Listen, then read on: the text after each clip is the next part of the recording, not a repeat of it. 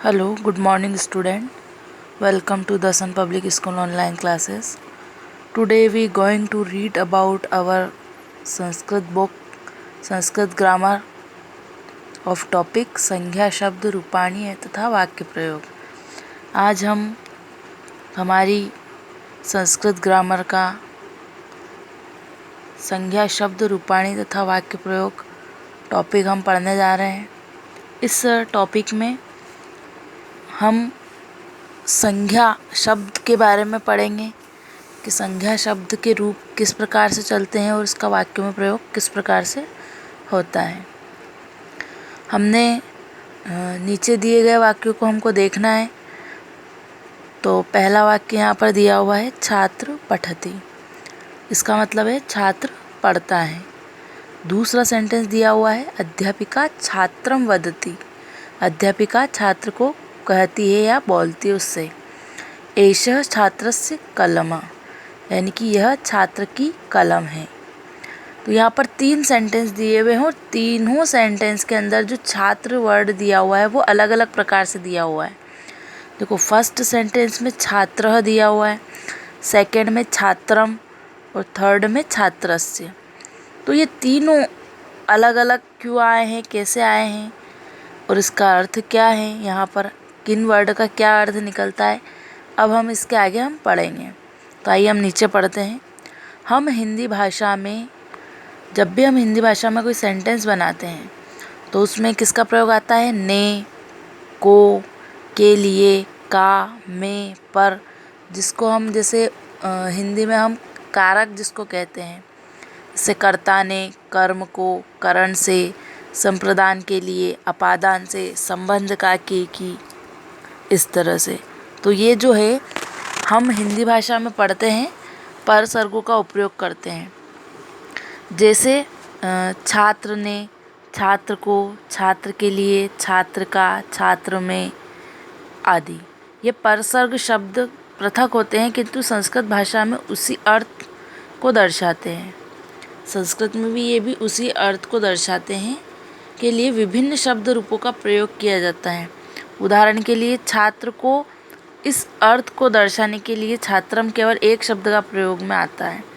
यानी कि अगर हम संस्कृत में छात्र को, हिंदी में छात्र को हम क्या लिखेंगे, संस्कृत में छात्रम, है ना। इस प्रकार छात्र का अगर आ गया है तो ये संबंध है तो इसमें लिखेंगे छात्रस्य, एक शब्द में प्रयुक्त होता है। अब आता है हमारा अवधेयम। संस्कृत भाषा के कोई भी रूप अपने मूल रूप से वाक्य में प्रयुक्त नहीं होता है। वाक्य प्रयोग के समय उसे रूपांतरण आता है, इसी को शब्द रूप कहते हैं। देखो, संज्ञा यानी आप सब समझ गए संज्ञा क्या क्या होती है ना। जैसे कि किसी, जैसे हम हिंदी में पढ़ते हैं किसी व्यक्ति, वस्तु, स्थान, जाति या भाव के नाम को हम संज्ञा कहते हैं। तो संस्कृत में इसके शब्द चलते हैं, शब्द के रूप चलते हैं। तो यहाँ पर दिया हुआ है जैसे एग्जाम्पल में छात्र, अगर यहाँ पर छात्र संस्कृत में छात्र लिखा हुआ है तो इसका अर्थ आएगा एक छात्र। अगर छात्रम लिखा हुआ है तो इसका आएगा छात्र को। छात्रेण छात्र द्वारा, छात्राय छात्र के लिए, छात्रात छात्र से, छात्रस्य छात्र का या छात्र के या छात्र की, और छात्रे यानी कि छात्रे में या पर। ये सब छात्र शब्द के एक वचन रूप है ना। यहाँ पर सिर्फ एक वचन बताए गए हैं। एक वचन, द्विवचन और बहुवचन तीन वचन में ये चलते हैं और तीनों वचन का हम आगे डिटेल में हम पढ़ेंगे। ये सब शब्द छात्र शब्द के एक वचन के रूप है। छात्र शब्द पुल्लिंग है और यह अकारांत है। देखो, हमने हमारी पिछली वीडियो के टॉपिक में हमने अकारांत, इकारांत, उकारांत, ऋकारांत इन सभी के बारे में पढ़ा था। तो छात्र क्या है, वहाँ पर इकारांत रहे। अगर यहाँ पर छात्र की जगह अगर छात्रा आता है तो वह क्या हो जाएगा, आकारांत हो जाएगा, क्योंकि उसमें पीछे आ की मात्रा है। इसी तरह से हम हमारे आगे बढ़ते हैं। बालक, ये सब क्या है, पुल्लिंग के रूप है। बालक, कलम, विद्यालय, अध्यापक, जनक, वृक्ष, पादप, वानर, सिंह, गज, शुक, मयूर आदि सभी क्या है, अकारांत पुल्लिंग शब्द के रूप इसी प्रकार से चलते हैं, है ना। उसके आगे हम देखते हैं अकारांत पुल्लिंग शब्द बालकः अकारांत पुल्लिंग शब्द के तीनों वचन यहाँ पर दिए हुए और विभक्ति भी दी हुई है। इस तरह से इसके रूप चलते हैं, संज्ञा शब्द रूप चलते हैं। विभक्ति जिसको हम कहते हैं, विभक्ति होती है, विभक्ति के 8 प्रकार की विभक्ति होती है। प्रथमा विभक्ति है ना, द्वितीय विभक्ति, तृतीय विभक्ति, चतुर्थी विभक्ति, पंचमी विभक्ति, षष्ठी विभक्ति, सप्तमी विभक्ति और संबोधन। इसके 3 वचन चलते हैं, एक वचन, द्विवचन और बहुवचन।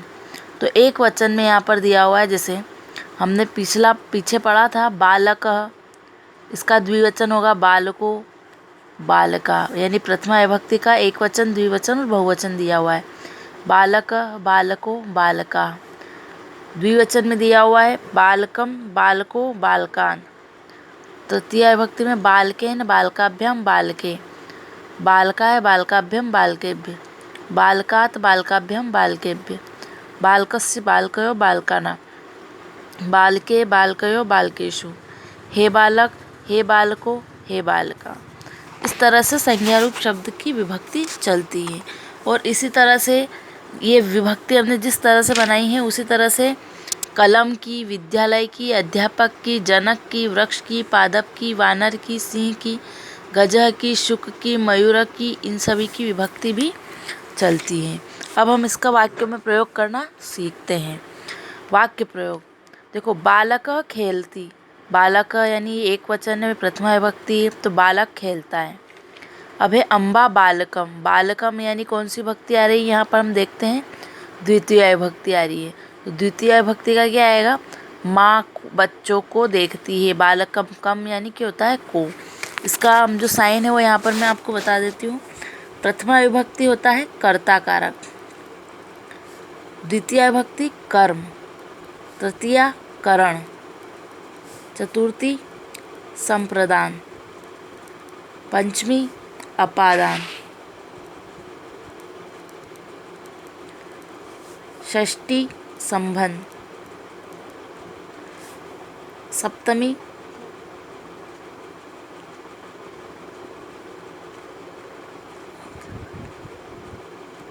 अधिकरण और संबोधन जो कि संबोधन में ही आएगा, है ना। अभी इनके जो चिन्ह चलते हैं, इनके चिन्ह आप सभी जानते हो। इनके चिन्ह चलते हैं जैसे कर्ता ने, कर्म को, करण से, संप्रदान के लिए, अपादान से, संबंध का के की, अधिकरण में पर, संबोधन है अरे। तो यहाँ पर बालक बालकेन सह खेलन्ति यानी बच्चा बच्चे के साथ खेलता है। देखो बालकेन आ रहा है यानी कि करण कारक आ रहा है यानी से आएगा, तो क्या आएगा, अम्बा बालकाय कंदुकम यच्छति। माँ बच्चों को गेंद देती है। एष बालकस्य कंदुकम, यह बालक की गेंद है। बालकस्य आ रहा है, षष्ठी विभक्ति आ रही है, संबंध कारक संबंध बता रहा है। कंदुक बालक पतति यानी गेंद बच्चे पर गिरती है। इसी तरह से स्त्रीलिंग शब्दों के भी रूप चलते हैं। पुल्लिंग के जिस तरह से चलते हैं वैसे स्त्रीलिंग के भी चलते हैं। कुछ स्त्रीलिंग शब्द होते हैं जैसे बालिका, माला, लता, शाखा, वाटिका, अध्यापिका, पाठशाला आदि स्त्रीलिंग शब्दों के भी रूप चलते हैं। इसी तरह से जैसे स्त्रीलिंग के चलते हैं वैसे नपुंसकलिंग के भी चलते हैं। तो नपुंसकलिंग के कैसे चलेंगे, पत्र, पुष्प, पुस्तक, क्षेत्र, धन, कमल, कलम, आम्र आदि के नपुंसकलिंग रूप भी चलते हैं। इसी तरह से संज्ञा के रूप चलते हैं अकारांत, आकारांत, इकारांत, इकारांत, उकारांत, उकारांत और ऋकारांत के पुल्लिंग, स्त्रीलिंग, नपुंसकलिंग तीनों ही वचन चलते हैं या तीनों ही रूप चलते हैं। तो आई होप कि आपको यह हमारा जो टॉपिक है संज्ञा शब्द रूपाणी वाक्य इसके वाक्य प्रयोग आपको समझ में आ गए होंगे। और यह जो है आपको पूरी अपनी ग्रामर का जो आपने पार्ट बना रखा है इसको उसमें आपको कंप्लीट करना है। मैं इसको आपको पीडीएफ के अकॉर्डिंग मैं आपको इसको सेंड करूँगी, तो आपको इसको करना है अपनी ग्रामर की HW कॉपी में, जो कि आपने ग्रामर की संस्कृत की ही कॉपी के पार्ट 2 में पार्ट करके उसका ग्रामर का पार्ट बना रखा है, उसमें आपको इसको करना है। Thank you.